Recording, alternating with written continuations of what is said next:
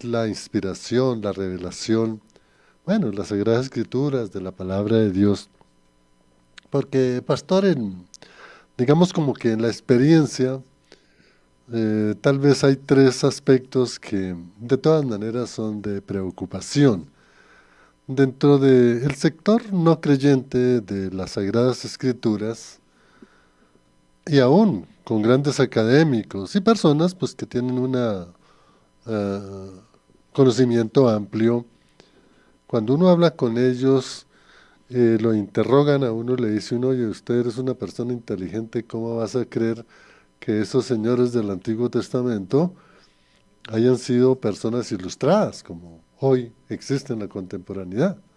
Y entonces para eso, pues eso es de confrontación. Sin embargo, yo he tenido la explicación de explicarles cómo fue la formación académica de Moisés, y de Isaías y de Zacarías, de la mayoría de los que recibieron la palabra revelada. Sin embargo, pastor, pues lo decía, es algo de mi experiencia, tal vez repasando algunos teólogos del inicio del siglo XX y especialmente de mediados de ese siglo, al leerlos uno como que encuentra que en sus observaciones, en sus argumentos como que ponen en duda que la Sagrada Escritura es inspirada y revelada por Dios. Me acuerdo tal vez de uno donde indica que sí, que las Sagradas Escrituras son divinas, pero que contienen palabra de Dios. Entonces uno dice, no, ¿cómo así? Contienen palabra de Dios. No es distinto afirmar es la palabra de Dios. Y eso en grandes teólogos. Hoy, tal vez en algunas denominaciones cristianas, he escuchado en donde uno hace una pregunta y dice uno, mira, pero explíqueme, no entiendo qué es la palabra inspirada, revelada. Y a veces hay respuestas, pastor. Yo sé que el pastor también las ha vivido. Le dicen, bueno, eso no es importante. Lo más importante es creer en Cristo, y claro que eso es importante. Y para eso no se pongan a matarse en la cabeza. Y uno dice, no, pero uno tiene que conocer realmente por qué esas expresiones de la palabra inspirada por Dios, revelada por Dios, o que toda la escritura es inspirada por Dios. Entonces, ese es como el planteamiento y tal vez el argumento que me llevó a tener este programa en el día de hoy, y le doy gracias a Dios por la vida del pastor Sergio, y sé que él nos va a sacar de estas dudas, que son otras, pero esos tres planteamientos o inquietudes. Entonces, pastor Sergio, ¿qué debemos entender por toda la escritura es inspirada por Dios? Bueno, hay un texto que precisamente habla de esas palabras, de que toda la escritura es inspirada por Dios y es 2 Timoteo 3:16, que lee lo siguiente. Toda escritura es inspirada por Dios y útil para enseñar, para reprender, para corregir, para instruir en justicia. Y tenemos esa palabra inspirar, ¿no es cierto? Hay otro lugar también en las escrituras que nos habla de este concepto que es 2 Pedro 1:21, que dice lo siguiente. Pues ninguna profecía fue dada jamás por un acto de voluntad humana, sino que hombres inspirados por el Espíritu Santo hablaron de parte de Dios. Entonces ahí tenemos como la palabra inspiración. Y probablemente digamos que esta palabra puede ser un poquito complicada en nuestro idioma, porque claro, cuando hablamos de la inspiración, pensamos, por ejemplo, en la inspiración artística, ¿no? Uy, ese hombre está inspirado y por eso escribió esa canción o hizo esa pintura o lo que sea. Pero la escritura, de hecho, maneja un concepto diferente. Y yo creo que aquí valdría la pena hacer un estudio de por qué esas palabras en estos dos versículos se traducen como inspirada. En 2 Timoteo 3:16, la palabra inspirada, perdón, de hecho es theonepstos, así se pronuncia en el griego, que literalmente significa exhalada de Dios. ¿De acuerdo? Eso quiere decir que las palabras que nosotros vemos consignadas en la Biblia son palabras que salen, por decirlo de alguna manera, de la boca de Dios. Es decir, sabemos que Dios no tiene una boca como nuestra boca, pero utilizando esta figura de personificación, Pablo le está diciendo a Timoteo que es como si Dios hubiera exhalado de su boca las palabras que están escritas en la Biblia. Entonces, eso es lo que significa en 2 Timoteo 3:16, que Dios exhala la palabra de Dios para que sea escrita. En 2 de Pedro 1:21, allí en el verbo donde dice que ellos fueron inspirados, hombres inspirados, se utiliza el verbo fero, que significa literalmente arrastrar, o en este caso ser arrastrados. Estos hombres fueron arrastrados como un barco en alta mar era arrastrado cuando el viento daba contra la vela. Es decir, cuando el viento sopla e impacta sobre la vela y la vela hace que el barco se arrastre, eso es lo que significa ser llevado, ser inspirado en 2 de Pedro 1. Ahora, ¿por qué digo que esto puede ser algo complicado? Porque, por desgracia, pensamos en la inspiración en términos modernos, es decir, como la inspiración artística. Y decimos, oh, este hombre o esta mujer están inspirados, ¿no es cierto? El problema está en que las ideas que nosotros vemos tanto en 2 Timoteo como en 2 de Pedro son completamente diferentes. No es que Moisés un día se sentara y dijo, me siento inspirado y voy a escribir la Torá, ¿sí? O por ejemplo Isaías, uy, voy a escribir entonces los cánticos del siervo. No, no se refiere a eso. A lo que se refiere en la escritura, el término inspirar, es que Dios exhala y lleva a los autores para que escriban las palabras que él tiene para escribir. Ahora, es necesario que tengamos cuidado con este concepto porque de nuevo podemos caer en la falacia de decir, no, es que estas personas escribieron simplemente porque quisieron en algún momento, se sintieron motivados en algún momento a hacerlo. No, es Dios el Espíritu Santo quien por diferentes medios los lleva a escribir nuestra Biblia. Ahora, digo distintos medios, puesto que fueron muchas las situaciones por las cuales los autores bíblicos escriben la Biblia. Por ejemplo, los salmistas escribieron abriendo su corazón frente a las muchas circunstancias que estaban viviendo. Circunstancias de gozo, circunstancias de bendición, circunstancias de angustia, circunstancias de estar cerca a morir, circunstancias incluso del exilio. En medio de todas esas cosas, los salmistas escriben la palabra de Dios. Pero Pablo, por ejemplo, también escribe un regaño a los Gálatas, en la epístola a los Gálatas, que básicamente es un regaño a las iglesias de este sector del Asia Menor. O por ejemplo, Moisés recibe y escribe palabra por palabra lo que Dios le reveló en el Sinaí. Cuando, por ejemplo, habla acerca de cómo debe construirse el tabernáculo, Moisés escribe palabra por palabra. Entonces vemos que hay una diversidad de formas en las cuales los autores bíblicos plasman la escritura. Y sin embargo, en cada una de esas situaciones Dios estuvo exhalando su palabra, llevando o arrastrando a estas personas para que ellos escribieran la Biblia. Entonces, esto tiene varias implicaciones. Si Dios arroja, exhala sus palabras y los arrastra, las palabras que están consignadas en ese libro no pueden contener errores. Por tanto, la Biblia es infalible, es inerrante, precisamente porque su origen, si bien es cierto, Dios utilizó autores humanos, su origen es Dios. Gracias, pastor. El pastor utilizó unos términos exhalar o insuflar, es decir, que sale de adentro, que sale de Así es. adentro, es decir, que la palabra inspirada viene de la naturaleza divina del Dios creador, del Dios Padre, de ninguna otra persona, sino que inspirar es que su fuente está, digamos, en la deidad de Dios, es algo así, pastor. Así es, y por eso yo optaría por que tuviéramos cuidado a la hora de usar esa palabra inspirar. ¿De Ujú. acuerdo? Porque es que lo que dice en el griego, en el idioma en el que se escriben estos dos versículos, el de 2 de Timoteo y el de 2 de Pedro, no es la idea de que algo entra, ¿sí? Porque pues eso como que podría hacerse pensar o como que es un impulso natural, sino que es algo que sale de Dios.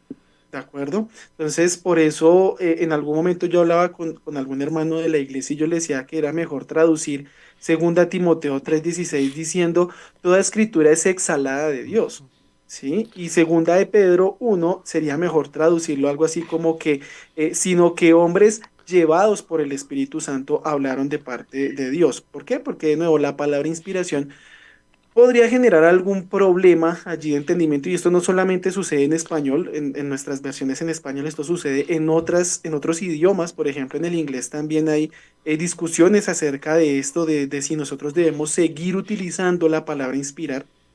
Por eso digo que sería interesante ver un poco de la historia de las Ujú. traducciones, por qué se apela a utilizar esta palabra inspiración y no tal vez otras palabras. Entonces, creo que tenemos trabajo que hacer en ese sentido, pero yo creo que sí es cierto que debemos tener claro que la palabra sale de Dios, es decir, Dios la Exacto. exhala. No es como que simplemente algo que entró de manera espontánea al escritor bíblico y él se puso pues a escribir allí. No, hay todo un proceso por el cual Dios está detrás de cada palabra que se habla. Voy a colocar un ejemplo en Gálatas 3. Pablo menciona que incluso el número de un sustantivo es inspirado por Dios. ¿Por qué? Porque cuando Pablo habla acerca de la simiente o de la descendencia de Abraham, él utiliza algo muy interesante y es que Pablo dice, él habla de una simiente, no de simientes como si fueran muchas, sino de Mm. una simiente. Claro, él está hablando desde Génesis 3:15, está hablando desde el pacto de Dios con Abraham, donde Dios le promete una descendencia. Ahora, evidentemente Pablo está entendiendo que esa simiente, que esa descendencia es Cristo, es uno solo. Entonces vemos cómo Pablo apela incluso al número de un sustantivo, al número singular de un sustantivo. Entonces nos damos cuenta de que Dios inspira palabras, no inspira ideas. Pero en el sentido de inspirar, ¿qué es? El sentido es que Dios exhala esas palabras. Dios lleva a los escritores bíblicos para consignar esas palabras. Buena explicación, ve amigo oyente. El término o la expresión inspirar, sí, realmente en el castellano y especialmente dentro de las artes, la música, pues uno la utiliza mucho. Y al hablar, por ejemplo, que Beethoven se inspiró en construir una obra grandísima como la Sinfonía Pastoral, que es la sexta, pues realmente uno entiende que como que fue un momento de éxtasis o un momento que llegó a la mente y realmente eso es, pero a mí me gusta esa aclaración de la expresión de exhalar, porque es que exhalar, toda la escritura es exhalada por Dios. Queda muy claro. Gracias, Pastor Sergio. Bueno, y también hay otro término, Pastor, que lo podemos confundir al igual que este de la inspiración. Y es que nos dijera entonces qué debemos entender por revelación de la palabra de Dios, que es otra palabra que a veces no las distinguimos. Entonces, ¿qué es la palabra revelada, pastor? Bien, yo creería que la revelación es como la otra cara de la moneda con respecto a la inspiración.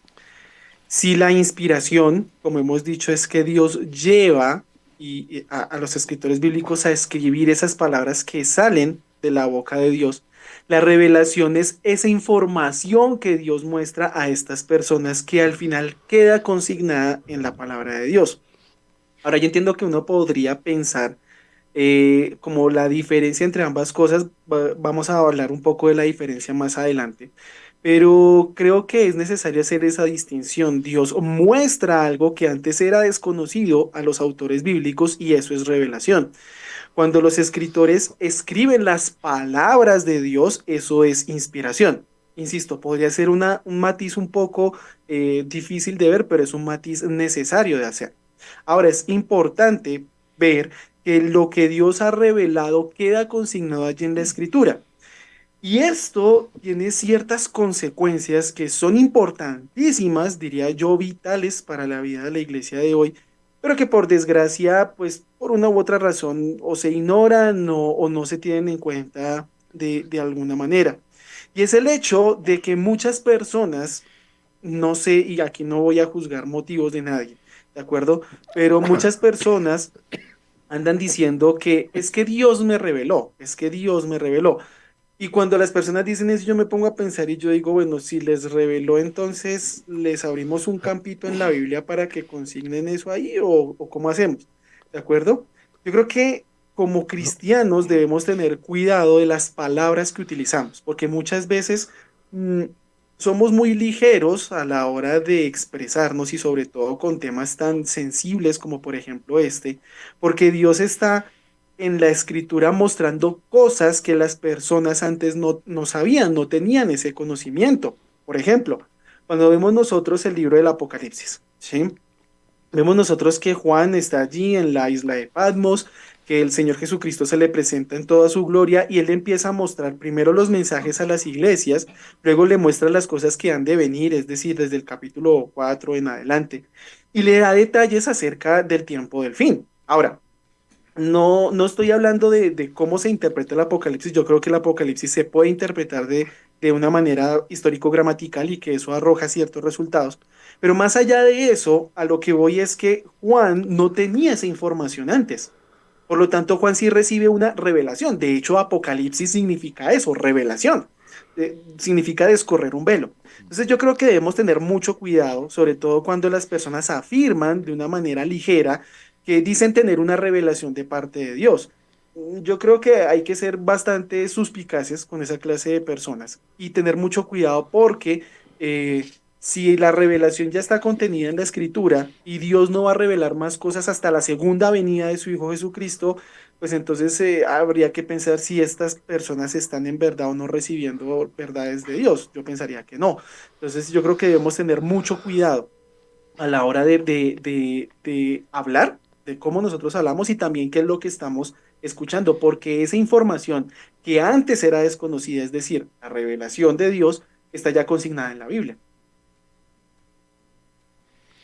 Bien, pastor.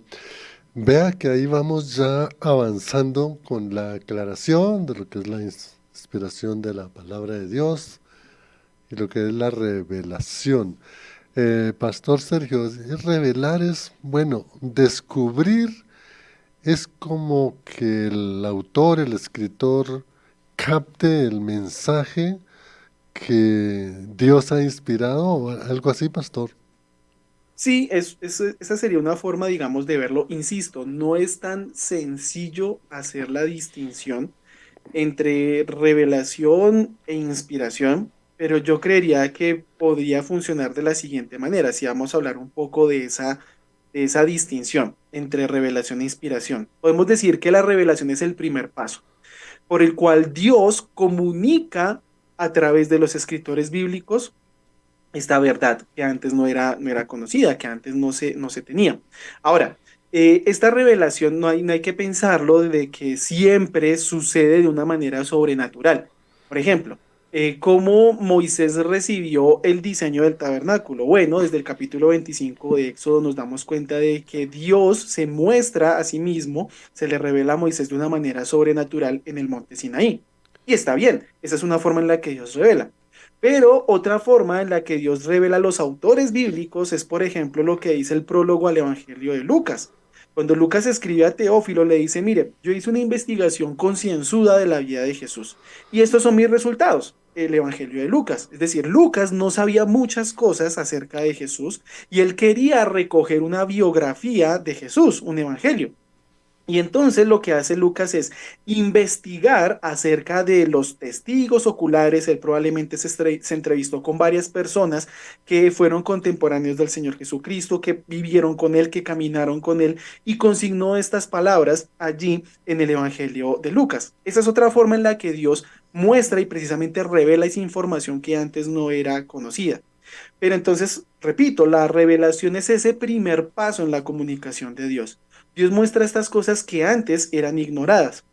Ahora, la inspiración o la exhalación, por decirlo de alguna manera, es ese segundo paso, donde Dios lleva, arrastra a los escritores bíblicos con sus propios estilos, con sus propias personalidades, a consignar por escrito la revelación de Dios. Y para esto puedo colocar varios ejemplos. Cuando uno lee a Pablo, por ejemplo, en Gálatas, uno se da cuenta que Gálatas es una epístola muy emocional. Pablo estaba realmente molesto con los Gálatas por todo lo que estaba sucediendo en esta iglesia, por la cuestión de los judaizantes y demás. Y Pablo es muy emocional. Cuando uno lo ve, uno se da cuenta de que él dice incluso al final, vean con cuán grandes palabras les escribo. ¿sí? En Gálatas 3, al principio del capítulo, les dice, oh Gálatas insensatos. La palabra es un poquito más fuerte que insensatos y no la voy a reproducir acá, pero es una palabra muy fuerte, ¿bien? Pero, por ejemplo, cuando escribe a los filipenses, en muchas ocasiones él les llama amados, amados, amados. Entonces, son dos momentos distintos en el ministerio de Pablo. Probablemente Gálatas fue de las primeras, si no la primera epístola que él escribió. Ya Filipenses la escribe desde su prisión en Roma, su primer encarcelamiento en Roma. Entonces vemos que son estilos diferentes, pero si ahora nos vamos, por ejemplo, al autor de la epístola a los Hebreos, que yo en lo personal no considero que haya sido el apóstol Pablo, vemos un estilo completamente distinto, cómo se desarrollan las ideas. Y así podemos colocar todos los ejemplos de todos los autores bíblicos. Es decir, todos reciben esta revelación de parte de Dios, todos son llevados, arrastrados a escribir las palabras que salen exhaladas de Dios, pero cada uno con sus estilos, con sus circunstancias, con sus situaciones de vida diferentes. Entonces, la revelación es ese primer paso por el cual Dios se comunica esta verdad a los escritores bíblicos. La inspiración es la consignación de estas palabras libre de errores, y esto lo voy a repetir y no puedo ser demasiado enfático en esto. La escritura no contiene errores. Si usted ve un error en la escritura, el error no está en la escritura, el error está en usted. Eso es algo que nos decían a nosotros siempre en el seminario y debemos tenerlo claro, porque sí, muchas personas dicen, ah, bueno, sí, la palabra de Dios, como lo decía el doctor Juan hace un momento, contiene la palabra de Dios o tiene palabra de Dios. Esto era una de las frases favoritas de Karl Barth, un teólogo del siglo XX, muy, muy reputado, sobre todo en Europa. Y él decía esto, él decía, sí, la Biblia contiene la palabra de Dios, pero no es la palabra de Dios.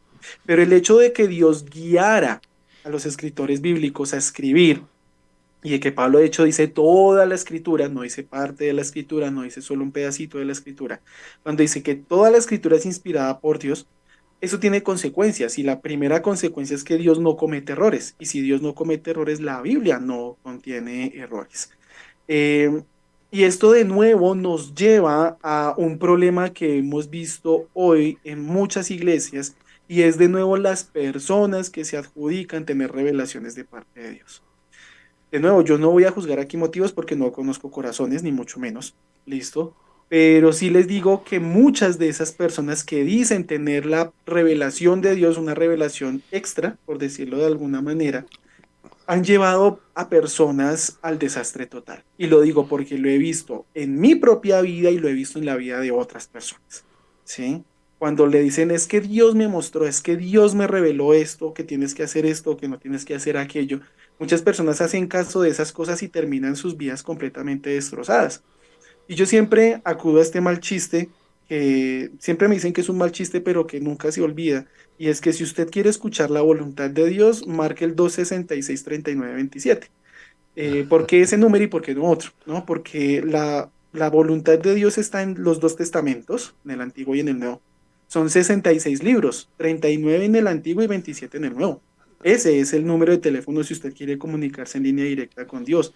Allí es donde está la palabra que él mismo inspiró, es decir, que él exhaló y que él mostró a aquellos escritores bíblicos que él escogió. Interesante, Pastor Sergio, esa explicación y era la que realmente pues esperábamos, porque cuando el Pastor Sergio indica que hay revelaciones, revelaciones, y lo normal, o mejor, lo corriente es que queda eso plasmado en un libro, ¿no? En una edición. Y entonces se vende el libro y a veces, muchas veces mejor, se llega a creer más en ese libro que escribió ese autor, que puede tener un valor grande para la orientación de la iglesia, pero no se puede poner por encima de las Sagradas Escrituras. Y yo llegaría a pensar, pastor, que de pronto ese ha sido uno de los factores que ha llevado a un sector de la iglesia a prácticamente ya no enseñar el Evangelio desde el púlpito, sino es a enseñar una doctrina dada por una persona pues que ha estudiado y tiene sus méritos, pero que, pero que realmente no es la palabra de Dios. Como no es la palabra de Dios, pues no está insertado en el canon y al canon no se le puede agregar nada. Yo creo que ese es uno de los problemas, amigo oyente, que hoy tenemos. No quiero decir la validez de textos, muy buenos libros, y a mí me gusta la lectura, pero nunca podemos ponerlos por encima de las Sagradas Escrituras. Yo creo que ese es uno de los problemas que tenemos hoy. Y vamos a preguntarle al pastor una pregunta, tiene varias partes, pero creo que ya con esto nos vamos a quedar muy contentos con la claridad de lo que es la palabra inspirada y revelada por Dios. Pastor, entonces, ¿cuál sería la utilidad, la utilidad de la palabra inspirada y revelada por Dios, pastor? Yo creo que aquí es necesario decir que el concepto mismo de cristianismo nace de la Biblia. Una de las grandes diferencias que nos distancia, esta gran distancia, valga la redundancia, que tenemos con el catolicismo romano, es precisamente el orden lógico que tiene la Biblia con respecto a la iglesia. El catolicismo romano dice que la iglesia está por encima de la Biblia, porque recordemos que para ellos la autoridad no reside solamente en la escritura, sino en la escritura y la tradición. Ellos hablan de scriptura et traditio, es decir, la escritura y la tradición, siendo la tradición no, por ejemplo, las enseñanzas de Jerónimo o de Agustino, lo que sea, no, sino este supuesto esta supuesta enseñanza oral que Cristo dio a sus discípulos y que no quedó consignada en la Biblia, sino que se fue pasando de generación en generación de manera oral. Eso es lo que dice la Iglesia Católica Romana. Ellos dicen, claro, la iglesia es dueña de la Biblia en el sentido de que la iglesia de hecho decide qué es Biblia y qué no es Biblia. O sea, por eso ellos tienen una serie de libros en el Antiguo Testamento que las Biblias evangélicas y protestantes no tienen porque ellos imponen a la Biblia su concepto de revelación. Sin embargo, lo que vemos nosotros es que todo el concepto mismo de cristianismo, tanto individual como colectivo, nace de la Biblia. Por tanto, nosotros entendemos que la Biblia está por encima de la iglesia. Todo cuanto entendemos acerca de lo que significa ser cristiano está allí. Y por eso podemos decir que la Biblia está por encima de la iglesia. Todo lo que significa ser cristiano está contenido allí. Por eso podemos decir, y quisiera de pronto hablar de tres cosas, de las muchas que se pueden decir acerca de la Biblia, eh, que muestran precisamente cuál es su utilidad. Y yo creo que en la base de todas estas razones y de las tres que voy a dar a continuación, está precisamente en el hecho de que la Biblia está por encima del cristiano y está por encima de la iglesia. Siempre la Biblia rige, ¿de acuerdo? Y yo creo que estas tres cosas son fundamentales para tener un entendimiento claro de la importancia de la escritura. Y lo primero es que la Biblia es la guía de fe y práctica del cristiano y de la iglesia. La Biblia es la guía de fe y práctica del cristiano y de la iglesia. Todo lo que un cristiano es y debe hacer está en la Biblia. Todo lo que la iglesia es y debe ser está en la Biblia. La Biblia es el tribunal último de apelación al que puede ir el cristiano en términos de fe y de práctica. La Biblia es el tribunal último de apelación al que va la iglesia. Quiero colocar un ejemplo con respecto a esto para que quedemos más claros. La Biblia, por ejemplo, no dice cuántas veces una iglesia local debe celebrar la Cena del Señor. No dice que debe hacerlo cada semana, no dice que debe hacerlo cada 2 semanas o cada mes o cada 6 meses o cada año. En ese sentido, las iglesias tienen libertad de hacerlo. Es decir, hay iglesias que yo conozco que, por ejemplo, celebran la Cena del Señor cada 8 días. Hay iglesias que lo celebran cada mes, por ejemplo, como la iglesia de la cual yo soy miembro. Hay iglesias que la celebran cada trimestre o cada 6 meses. Eso puede variar de iglesia en iglesia porque la escritura no dice acerca de eso cuánto debe ser. Lo que sí dice y lo que todas las iglesias deberían hacer es celebrar la cena del Señor y celebrarla según los lineamientos que están en la Biblia, sobre todo en 1 Corintios 11, que es donde están las instrucciones de Pablo para celebrar la cena del Señor.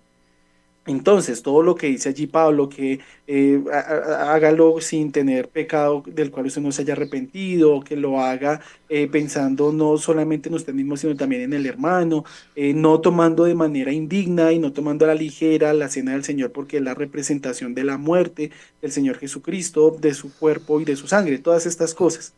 Entonces, como les digo, es probable que una iglesia tenga una frecuencia para celebrar la cena del Señor distinta a otra, y en ese sentido no hay ningún problema.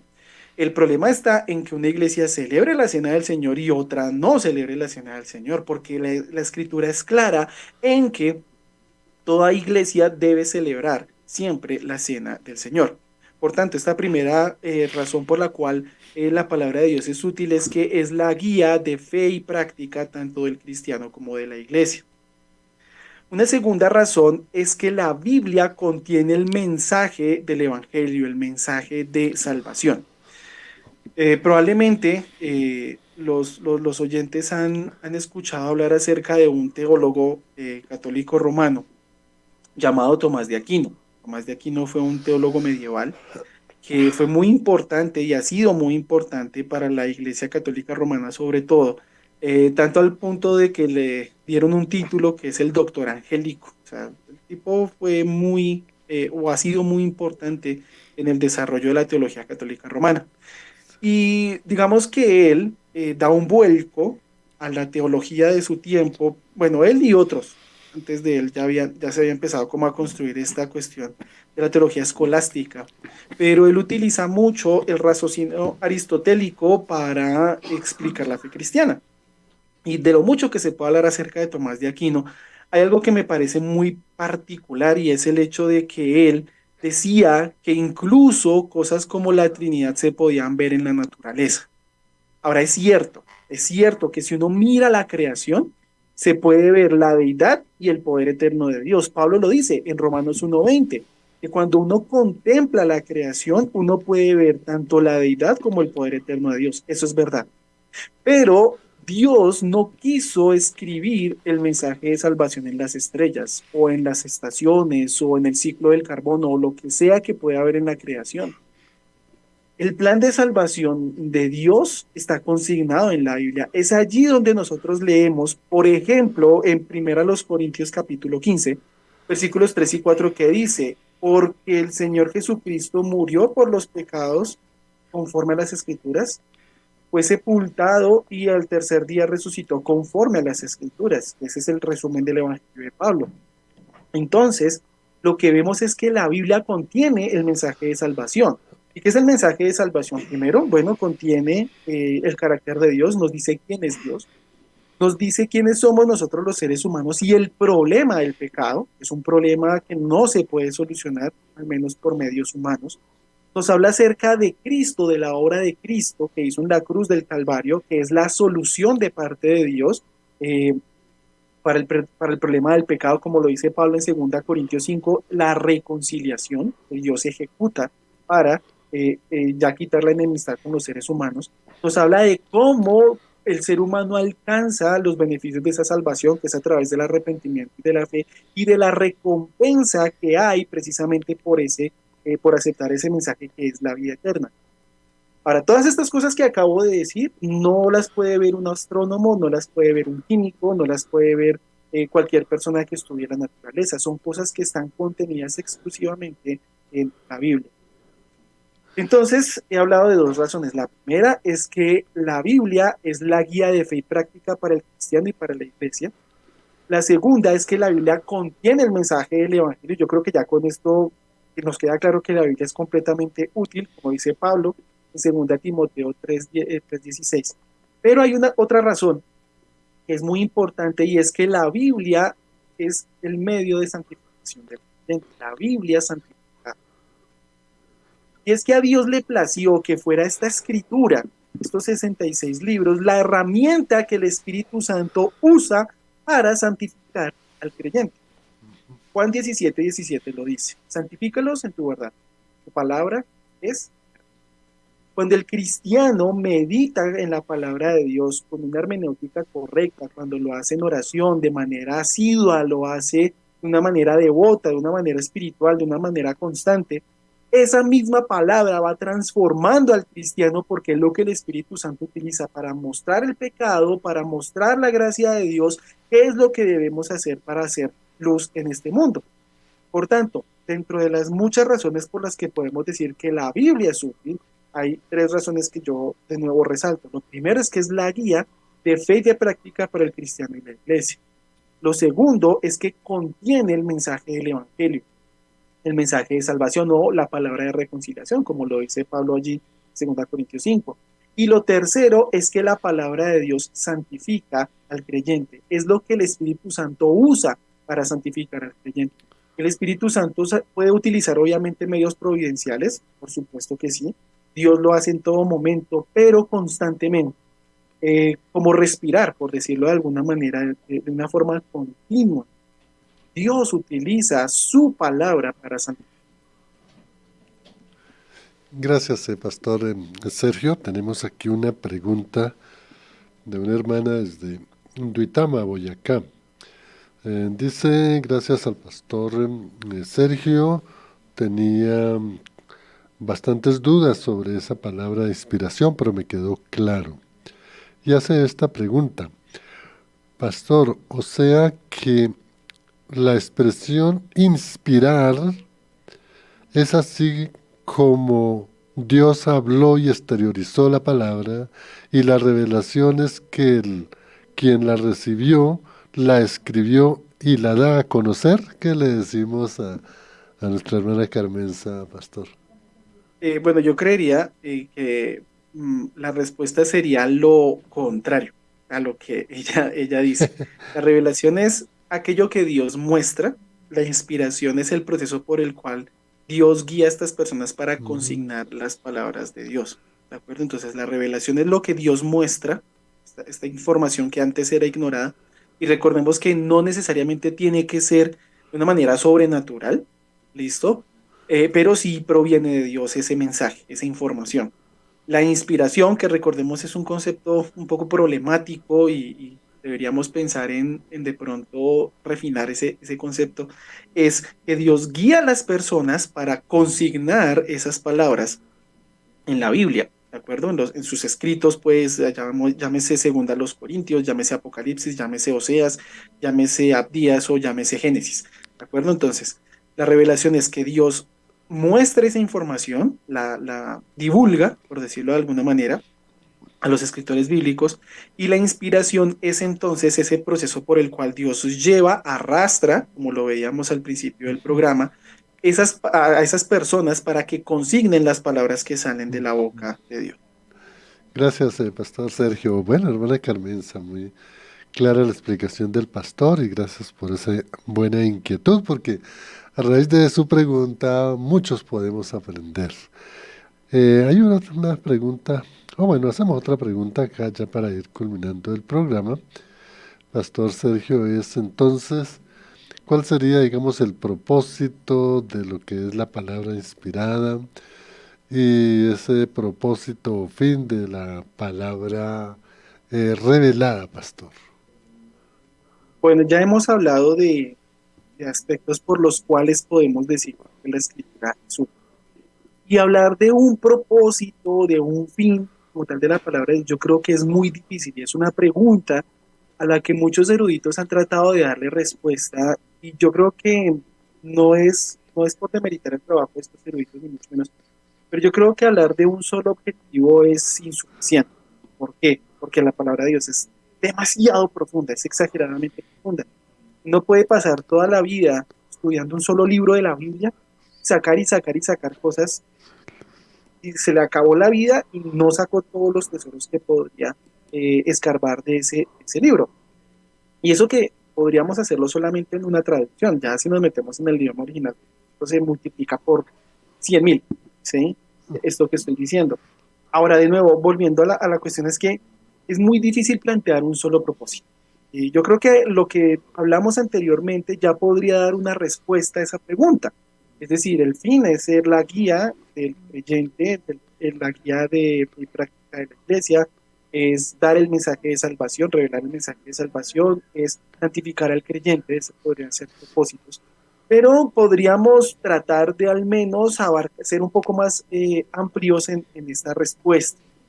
Y yo pensaría que el objetivo es mostrar a la humanidad caída, porque fíjense que el único ser que tiene acceso a la Biblia y que lo afecta directamente es el ser humano. ¿De acuerdo? Los ángeles obviamente conocen la Biblia, pero pues las cosas que están allí consignadas los afecta un poco nada, lo mismo los demonios. O sea, ellos conocen la Biblia, desgracia mejor que nosotros muchas veces, pero mucho de lo que está allí no les va a afectar. El Evangelio, por ejemplo, no les afecta a los demonios. Es un poco más corto, pero a nosotros los seres humanos sí. Por tanto, yo creo que primero la Biblia fue escrita para los seres humanos, lo primero, y es la voz de Dios a los seres humanos, pero es para mostrar que Dios es rey. Yo creo que si queremos tratar de abarcar lo más posible de todo lo que la Biblia habla, es que Dios es rey. Ahora, que es un rey bueno, misericordioso, amoroso, pero que también es un rey justo, que va a establecer ese rey un día por medio de su Hijo Jesucristo, y que aquellos que acepten el mensaje de ese reino van a reinar con él. Aquellos que no oigan ese mensaje, que lo ignoren, pueden esperar solamente de ese rey su ira. Por tanto, si hablamos de ese propósito, yo creo que el propósito es mostrar a la humanidad que Dios es rey y todo lo que implica el concepto del reino de Dios. ¿Verdad? La Biblia obviamente tiene un concepto del reino de Dios gigante y se han escrito volúmenes y volúmenes acerca de lo que significa el reino de Dios y no puede quedarse no un programa, sino muchos programas hablando acerca del reino de Dios. Pero todo lo que abarca eso es el propósito de la Biblia, mostrar o demostrarnos más bien como seres humanos que es el reino. Bien, pastor. Aquí hay otra pregunta interesante de un amigo de Pamplona. Debe ser Pamplona, norte de Santander. Y él dice, gracias, pastor, por la explicación. He estado siguiéndolos en sus programas y han sido de gran edificación para mí y para mi familia. Es que quisiera saber si el propósito o fin de la palabra inspirada o revelada por Dios es mostrar el reino de los cielos y la salvación para la humanidad de los que creen en Dios. ¿Qué le contestamos a este hermano? Yo creo que es básicamente lo que es un momento, lo que es precisamente, si tratamos, insisto, de hacer una respuesta que abarque todo lo que dice la Biblia, creo que es exactamente lo que el hermano está diciendo. Sí, Dios reina y Dios propone a la humanidad entrar a disfrutar de ese reino. A ver, unos que aceptamos, no aceptan todo lo que eso implica, evidentemente, el hecho de que Dios es Dios, y allá podemos hablar de todas las cuestiones acerca de salvación. Pero yo creo que si vamos a ser muy generales, es la afirmación que vamos a hacer, tal como el hermano lo dice, Dios es rey. Y Dios invita a la humanidad caída a su reino a través del mensaje de salvación que está en su Hijo. Gracias, pastor. Bueno, pastor, se nos ha agotado el tiempo. Agradecemos su enseñanza. Y qué bueno, pastor, que nos pueda indicar sus redes sociales o todo lo que tenga para poder seguirlo, poder seguir aprendiendo y poder, pues también conocerlo personalmente. Bueno, no, extendemos la invitación a los clientes a nuestra iglesia aquí en Bogotá, se llama Comunidad de Gracia Bogotá, si nos pueden encontrar en Facebook, Comunidad de Gracia Bogotá. Nosotros nos reunimos los días miércoles, los días domingos, miércoles a las 7 de la noche, los domingos a las 9 y a las 11, en la carrera 45A, número 11896, carrera 45A, número 11896. Esto queda ubicado en la autopista norte entre las calles 116 y 127, es decir, entre las estaciones de Transmilenio de Pepe Sierra y calle 127, en el sentido norte-sur, detrás del concesionario de vehículos eléctricos. Ahí nos encontramos, nos reunimos y pues nada más que bienvenidos para que juntos aprendamos acerca de la palabra de Dios y exaltemos. Gracias, pastor eh, Sergio. Buena exposición. Gracias a usted, amigo oyente, por estar sintonizando el Impulso por Fuego AM. Pastor Castrillón, gracias. Gracias por el mensaje recibido y sé que salimos de muchas dudas. Oraremos por su ministerio y qué bueno que tan joven tenga un conocimiento muy alto ya de las Sagradas Escrituras. Debemos orar porque también hay muchos pastores jóvenes que necesitan el mundo entero para conocer la veracidad de las Sagradas Escrituras. Dios lo bendiga, Pastor Sergio, gracias. Lorena, en el Control Master, les habló Juan de Jesús Sánchez Aponte. Bendiciones, hasta otra oportunidad.